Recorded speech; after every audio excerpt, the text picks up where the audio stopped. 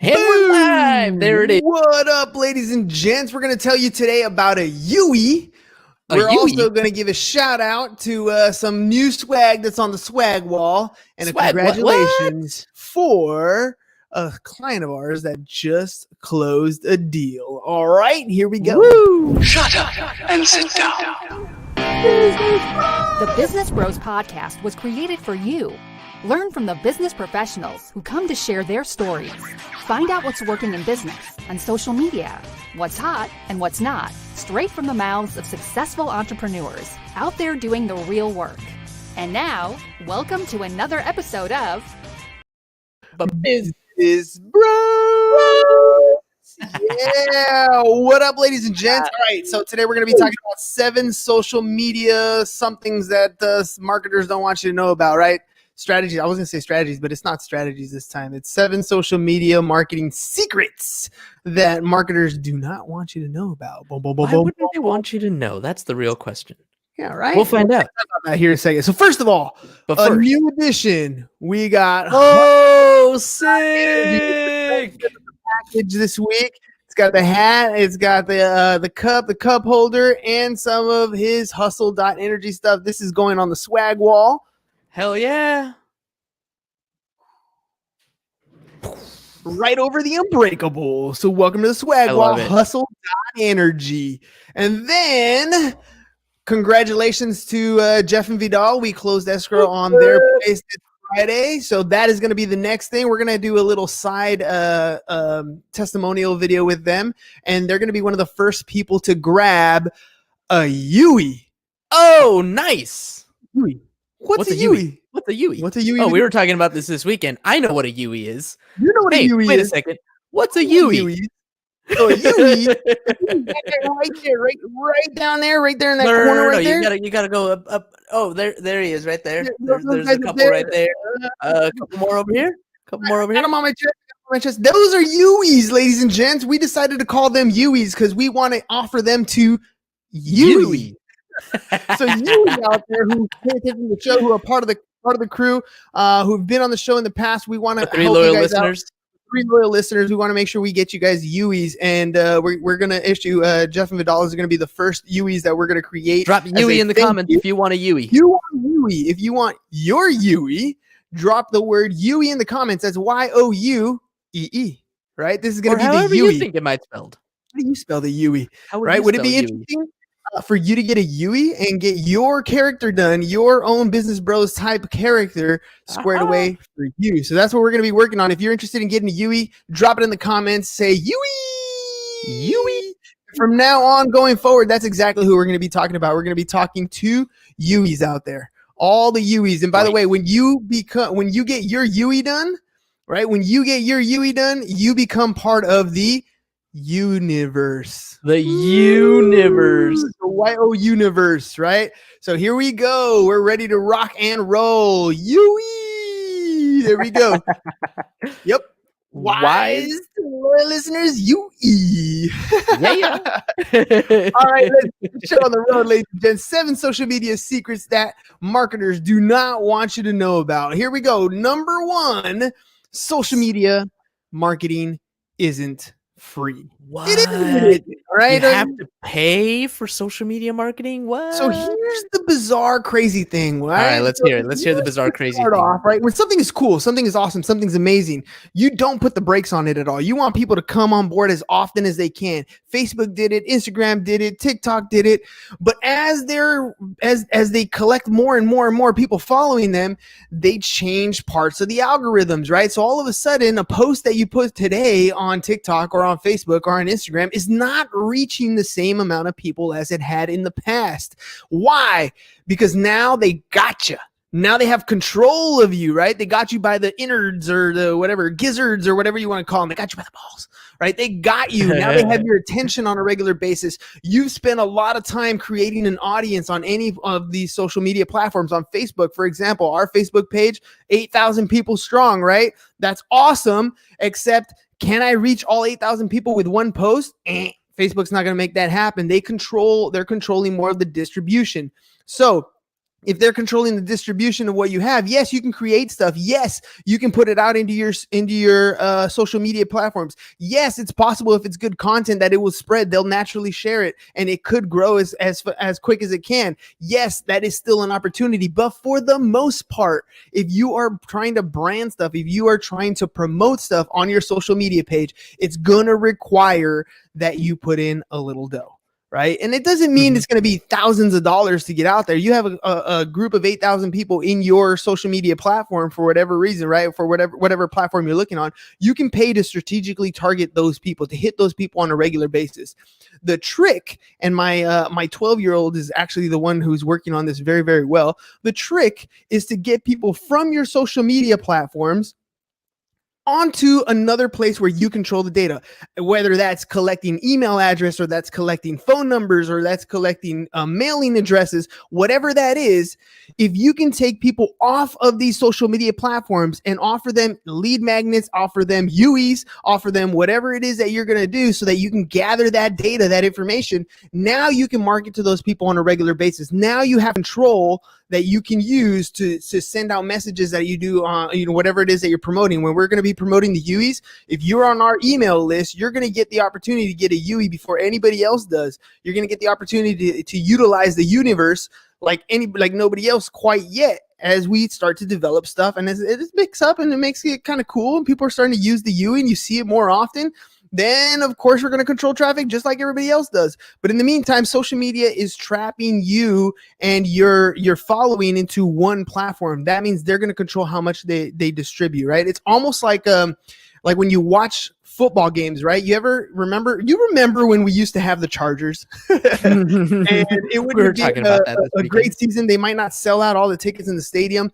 and they would block out the game on TV. Oh, yeah, they wouldn't let you watch the game on TV. That's essentially what's happening on social media. They're saying, yeah, you have all these people, but we're going to put a wall in front of you and you can go through the wall. It just costs a little bit. You got to pay to get to play a little bit. So you can do social media content. Yes, there are some hacks that'll help you out. There, you should be contacting and playing ball in the places where you hang out. So if you're hanging out in specific groups, go into those groups, comment on people's comments, right? Look at the post. If there's a post that has, 20, 30 comments on it, go in, especially if it's a post that interests you, go in and comment your 2 cents, but then go into the comments and talk to people. The algorithms like it when you're engaging with other people. If you're engaging with other people, then those people are going to see more of your content because the algorithm says, hey, they must like each other. They must get along. They must agree with one another. So let's send them content that they see from each other. Especially if they comment back. And hopefully now you're seeing more and more people on board, right?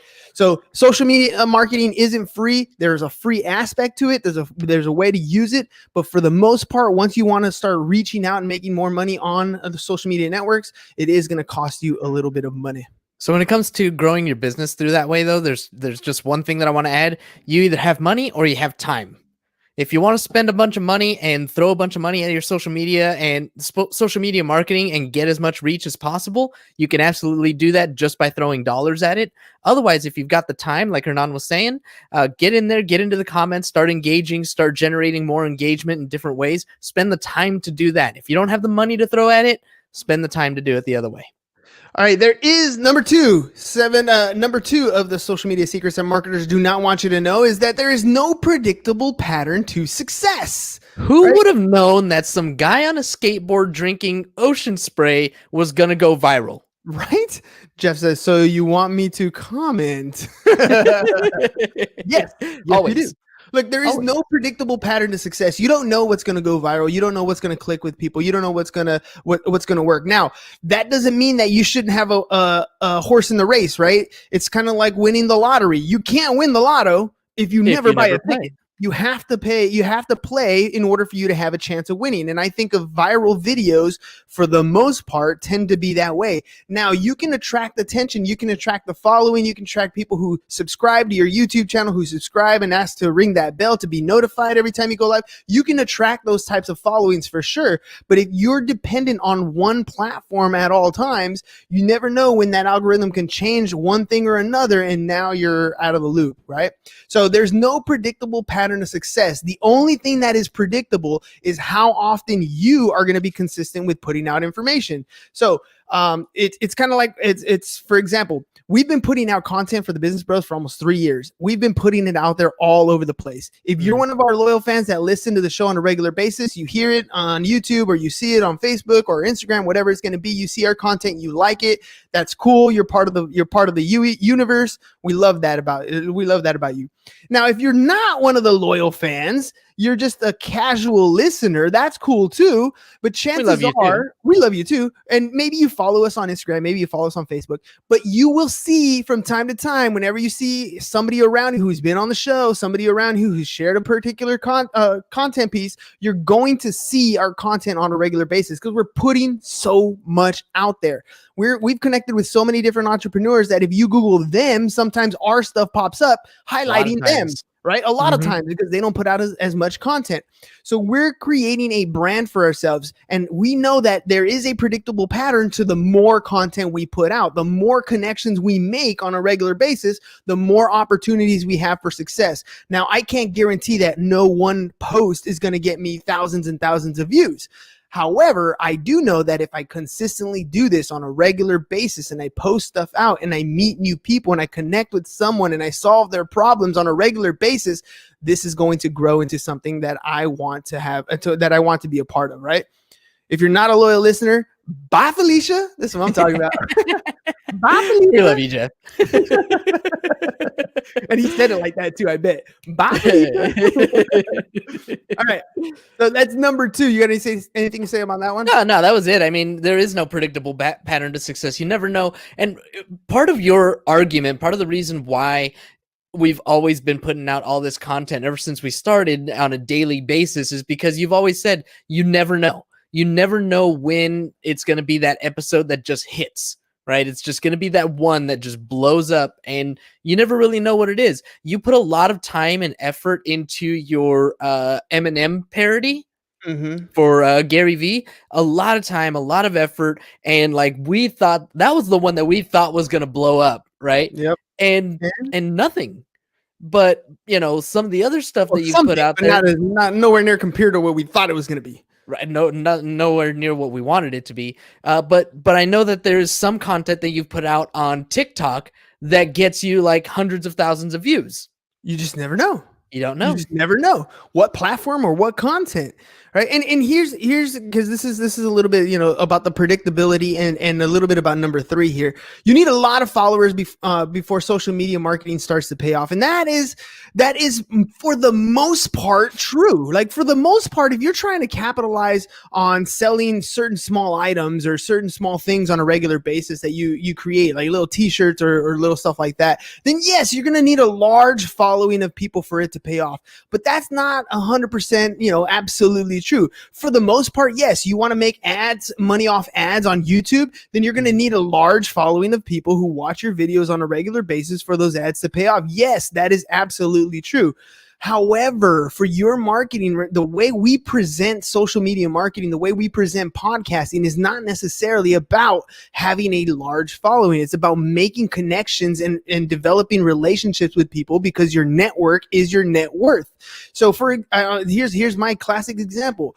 I met Matt DeCourcy from Startup Hustle on the show. He came on our podcast. Right. I went on his podcast. He's launching Startup Hustle TV. So imagine the story of an entrepreneur, of a regular entrepreneur like myself, for example, and you give it the Netflix caliber video crew. You give it that kind of editing. You give it that kind of power behind it.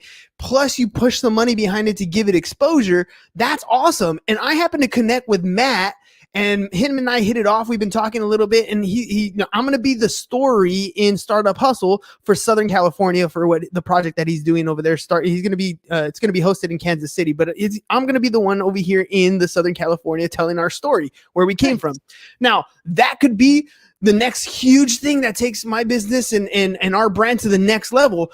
Or it could be a cool project that I do that doesn't get very far at all. But you never know what's going to happen. And you don't absolutely need a lot of followers for those things to pay off. You need to make the right connection with the right person at the right time for it to happen, for your stars to line up and go in the direction that you want to go in. So, just because you start a podcast and it's got 10 listens, or just because you're putting out content and you only got, 100 views this week, whatever it's going to be, that doesn't mean much. It's not about the number of listens. It's about who is listening. That's going to make a big difference. And the consistency will pay off. You'll start to connect with more people and start to do a little bit better. So do you need a lot of followers for social media marketing to pay off? If you're focusing directly on ad spend, on the money that you generate from people paying you for ads, then yes, you definitely do. If you're only focusing on major sponsorships, right? If you're major sponsorships that are going to pay you on an annual contract based on your downloads, then yes, absolutely, you're going to need a large following.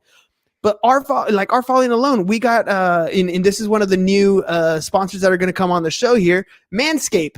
Right, you guys, males, you should be shaving stuff, and I figure it's a perfect one since I tend to escape my head all the time, right? But that's going to be one of the show sponsors, and escape my head, right? That's how it works. Thank you. No, thank you. You're gonna keep that right there. But I'm good. Trimming the facial hair. Yeah, that's some of us, major body hair, gonna have to shave all that stuff. In other words, look, there are different people who are marketing different products to different audiences. If your audience is niched in a specific space and you have the ability to market specifically to these people, and you have a sponsor that's going to come in, they don't necessarily look for hundreds of thousands of followings. Sometimes they're only looking for a few specific niched type audiences. So you don't need a huge social media following unless you're going to do it the traditional route, which is I just want to make videos and get paid on advertising. All right. Jeff has a question. Yes. What's the best way to get followers? Look, if I knew the way to get hundreds of thousands of followers, I wish I knew that one. I would tell you organically. But the best way I've personally found to get followers is to go be a follower first. Like go into the comments and talk to people. I've spent when we first started in the podcast, I would spend hours, literally like 2 or 3 hours a day going through. I would go to like people I wanted to associate with, right? So I'd go to Tony Robbins and I'd see one of his posts, and his post would have like 1,000 comments, and I would go in the comments and I would comment on people's stuff. I used Gary V's $1.80 strategy. So he goes into the top 10 posts, top 10 hashtags, and he'll go in Instagram, go on those top 10 hashtags, and each hashtag there's a grid, right? So there's 9 posts. So go in and comment on all those 9 posts on people's stuff. Give your 2 cents for each one of those. You do that 10 times, 9 posts, it's going to be a $1.80 strategy if you're doing 2 cents. Another one was the 3-2-1 strategy was another one I was doing on Instagram. So 3-2-1 is I would go to, like I was saying, the Tony Robbins people. I would pick people that I thought were interesting, and I would go to their posts. I would like 3 of their pictures. I would comment on 2, and I DM them 1 in the story, and it started to build a connection. So Anita is one of those people. Anita Estelle. That's how I connected with Anita, because I saw her in the comments. I commented and I was asking people at the time. I was like, "Hey, you got some cool stuff on your Instagram page. Have you ever thought of starting a podcast?" And so those things would open up conversations. And now she's doing her own show on a regular basis. Nick, who's another one that we connected with, and that's how I grew our following organically. And I still haven't hit the lotto and got huge jumps, but we have had large growth just by doing that alone. Well played. Well answered. All right, number 4, social platforms restrict your reach. So we just talked about that a little bit, right? So yeah, I mean, and that's one of the biggest problems with social media. And political, not the political, algorithm, right? Whatever it is, yeah, they have control over what gets disseminated where, right? So think back. So I always like to go back to my it's not my days. Let's go back to the NWA days. It's not my days, but NWA days, right? So you have Dr. Dre, you have Ice Cube, you have like all these, and this group that wants to get their music out. They're not the only ones who are rapping at this time. They're not the only ones producing their music, but they connected with the right people to have distribution. And that was the key to their success, is they have good quality music, but they also were into a distribution model that allowed them to get their music into stores, into different places. They started off basically doing what all of us do at the very beginning, right? They were selling their albums out of their cars, and then eventually connected with the right person, and it exploded the way their distribution model went. And boom, we're off to the races. There are many people who have started their businesses on Facebook, who have started their businesses on Instagram, on YouTube, on TikTok, whatever it is, for the same reasons. Back when the distribution model wasn't blocked, wasn't changed by the algorithms, they were able to create content and reach a lot of people right off the bat. So they build a large audience right off the play. Mm-hmm. And then some of them got really smart, offered them product services, got their information off of the platform into email campaigns. And that's why you have large companies like, Billie Jean is Marketing collects millions you got an email list 1 million strong. We have an email list 1 million strong. All of a sudden you can communicate with them on a different level. And he used social media platforms, paid social media platforms, to expand that reach. Organically, social media will start to restrict your reach. You might have 1,000 friends that you're friends with. You put a post, you're only going to reach 30 of them, 3% of them, very small amount that you're going to be able to reach on an organic post. Now they're going to entice you to boost, or they're going to entice you to create ads, but the social media platforms are restricting where the reach is. They're going to put you, and here's something, and now that you've watched The Social Dilemma, maybe you can add to that. They're going to show you exactly what's going to grab your attention. They're going to spend as much time showing you those things over and over again. My Facebook thing, I love to watch people get knocked out, because my content shows up on my stuff, or I have UFC stuff randomly show up, or people in a street fight randomly show up on my feed. Why? Because I'm scrolling and I stop and I look. That is my car crash that I tend to look at on a regular basis. They're not going to send me what grandma posted on her stuff, because that doesn't grab my attention, apparently. They're not going to show me, like it should. They're not going to show me even what my mom posted on a regular basis, because it doesn't stop me from looking. But it will show you what they think is going to keep your attention the most, because their job is to keep you on the platform, because they're going to show you more ads and they're going to make more money. Right? Yep. I mean, it really tripped me out watching the Social Dilemma. The crazy thing about it was that they literally are timing every time that you scroll. When you stop, they're timing how long do you stop for on this specific picture, or with this messaging or whatever it might be. And decimals out in time too, right? It's crazy. What's that?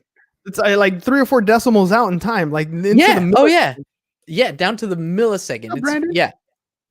So yeah, I mean, this is what the companies out there are doing already, and they're tracking it. They know exactly what.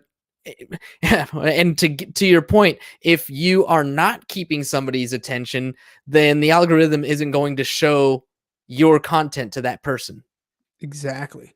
Well, speaking of which, data's not going to tell you everything. So the analytics on stuff is amazing. You get to know a lot more stuff. And then when you pay for advertising, they get even crazier with the analytics. So not only are you going to know when somebody's looking at your stuff, you're going to know, how many seconds did they play your video? Did they click on it? Did they decide to go away? Have you ever looked at the insights of your stories that you post on Instagram? It'll tell you how many people looked, how many people swiped, how many people decided to go on to the next part of the story, how many people went back to listen to your story again.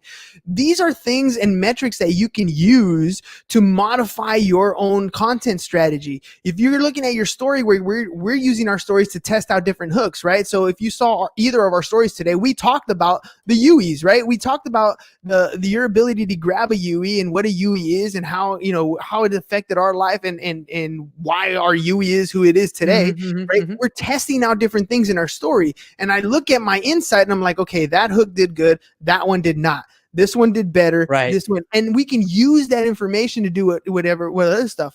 Now the data won't tell you everything, right? It's not going to tell you. It's not going to tell you who, if that person is going to buy or not going to buy. It's not going to tell you a lot of the information that you would want to know. But it tells you enough information so that you can devise a plan, so you can look at your own strategy and see what's working. If I'm continuous, I'll give you another example. On my Instagram, I noticed that when we were posting videos on a regular basis, our numbers started to go down. So we switched over to quotes and our numbers came back up. And then after a while, we started to hit some plateau. So I started to mix up the video and the quotes, and then it kind of leveled out, and then it started to come down. I started posting generic, regular live story feeds on my Instagram on my post, and now it's starting to come back up. Look at the metrics. It's not going to tell you everything you need to know, but it'll help guide the direction in the content that you're creating so that you can put it in a position where it's being seen by more people. You can look in the insight in your Instagram insights to see if people are clicking on your profile, to see if people are saving that particular video, if they're sharing it with somebody else. All that stuff is important. What did you say that you connected with people? What is the messaging that you're working on? The data won't tell you everything, but it'll help guide you. It's important and it's work though, right? Like that's actually, it may not be the 5 money-making activities that we talk about, but analyzing the data, data is great. It's awesome to have data, but if you're not doing anything with it, it's worthless. Yeah. Right. So having that data, it's all there, but what you're doing differently is actually tracking it and saying, okay, these are the things that are generating good responses. These are the things that are not. How do I generate more better responses? And actually, now that I think about it, we need to do that with our connected now. Boom. Number 6, adapting is important. It's exactly it. Exactly what you're talking about. Look, we're going to be changing stuff all the time. And it's pretty basic. When we got into this whole podcasting space, it was to get in front of people, more people, to tell them what it is we do. Now, we don't get in front of a ton of people every single day, other than our downloads, other than our video views. Those are great. But at the very least for us, we're getting in front of at least one person every day that we're interviewing, that we're meeting. And then we're following up with people that we do business with on a regular basis. That is how we've adapted what our show format is about into our existing business. Now, if you're trying to adapt into your growth model for your social media platforms, because maybe you want that 100,000, 10,000, or whatever it is that you're looking for, then your data and analytics is something that you need to be looking at, because you're going to see on one day, I mean, as your numbers go up, you're going to see people drop off on your number list. You're going to see people add on. What was the content that brought them on? How did you connect with them? What are they looking for when they're talking to you? What message worked well? Is for us, for example, is our messaging on business working well, or are we connecting better when we're using our own personal stories? We're testing those things out currently right now. And trust me, it's not the easiest thing. On Sunday, we sit down and we talk about all kinds of different types of content strategy that we can use for the week. And we finally decide on one, and we're going to implement it for a week. Boom, Brandon's getting a Yui. And we implement it for a week. And then all of a sudden, we tested out that week and we realized, wow, that didn't work out too well. That one wasn't as effective. This one was good. Yep. It's exhausting, but we try every single week. Every single week we try something new. This weekend we had Nate over at the house on Sunday, and I showed him my weekly planner and walked him through how to do the weekly planner. And I told him at the end, the most important part, or one of the most important parts of the weekly planner, is the reflection, is going back next week when you're starting your new weekly planner, looking back at what worked last week, what didn't work last week, and adapting it moving forward. So adapting, it's important, it's exhausting, it's work, but it's got to be done. Otherwise, you'll end up kicking yourself. You'll end up kicking yourself a lot, right? And that's the last secret. And this is the truth, dude. And James kind of hinted on it before. You're going to create content that you think is fabulous. You think it's hilarious. You think it's so informative. And then you put it out there and nobody gives a shit. Like, that happens a lot more often than you know. So yes, you will be kicking yourself a lot, but don't take it personal. I mean, yes, did it suck that I spent a lot of time writing that Gary Vee parody and filming, doing those things, and it didn't get as much as I wanted? No, but you know what? I connected with other people. I still use it to this day to make a connection with people that are into Gary Vee and into podcasting. I use it as a tool regardless of how it did. And you never know. I could do something later down the road and all of a sudden all those parodies take off and they get the views that I was hoping for. Who knows what's going to happen down the road? So yes, you're going to end up kicking yourself. Manscaped is sending over boxers, a shirt, and some equipment. I don't know if I'm going to end up in boxers to do to do a promo, but it's possible. You never know, right? And if I do it and then I hate it and it decided it didn't work for me, I could be kicking myself for doing that. But I'm going to try a bunch of different things because that's just what we do, right? Young peeps love coupons, right? Do you support, what do you say? You support restaurants, coupon magazines? Psh, dude, anybody trying to make a buck? Yes. I'm all for that. Do I know much about restaurant couponing mags? I don't, but I'd love to learn. So if you're interested in sharing some stuff with us, the only thing I know about the coupon mags is every once in a while you get some really good stuff for the things that I like frequent. Like you give me some Little Caesars coupons and some Panda Express coupons, and I'm all over it. Dude, anytime Carl's Jr. sends out the Western Bacon Cheeseburger coupon, that's what I'm all about. But they're shicey with those. But that's what I'm talking about. Man, I haven't been to Carl's in a while. Maybe that's dinner tonight. That sounds like a plan, dude. I can't, but we will see. All right, ladies and gents, that's all we got for you guys today. So remember, follow us at Business Bros Pod. Brandon said he wants a UE, so we're going to make sure we start setting that out. If you haven't been part of our email list, you want to get on that as soon as possible so you can get yourself a UE as soon as we start sending those things out. So go to businessbros.biz, register to be part of the crew here, right? Join the Business Bros Network. Sorry, I was reading this. Who has the means? Come join the Business Bros Network, www.businessbros.biz. And of course, we're always looking for podcast guests. You'll be sending into next year, 2021, if you're looking to book a spot on the show. But we also offer the last minute guest list because you never know who can cancel at the last minute. And if we do have a last minute opening and it's not like very, very last minute, we'll send out an email, see if we can get you to cut the line. Remember, we book out 8 weeks in advance. But thank you all for the love. We're going to be sending out more information on the UEs. And as Brandon said right here, have a great night, ladies and gents. Peace. Bye-bye. And we're out. Bum, bum, bum, bum. Thank you for listening to the Business Bros Podcast. Are you looking to get more clients or to increase your income? Hernan, the business bro, can help you generate referrals through the power of podcasting. And James, the insurance bro with Pipeline Insurance, can help you effectively add insurance to your existing business. If you are ready to create wealth today and generational wealth for tomorrow, email businessbros@csfirst.com to schedule a free consultation. Or join the Business Bros Network, www.businessbros.biz.